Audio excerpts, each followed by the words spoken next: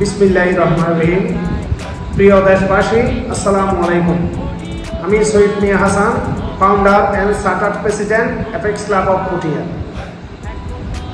আমাদের আন্তর্জাতিক সেবা সংগঠন অ্যাপেক্স ক্লাব অফ পুঠিয়ার পক্ষ থেকে দেশবাসীকে পবিত্র ঈদ উল আজহার শুভেচ্ছা জানাচ্ছি এবং ঈদ মোবারক।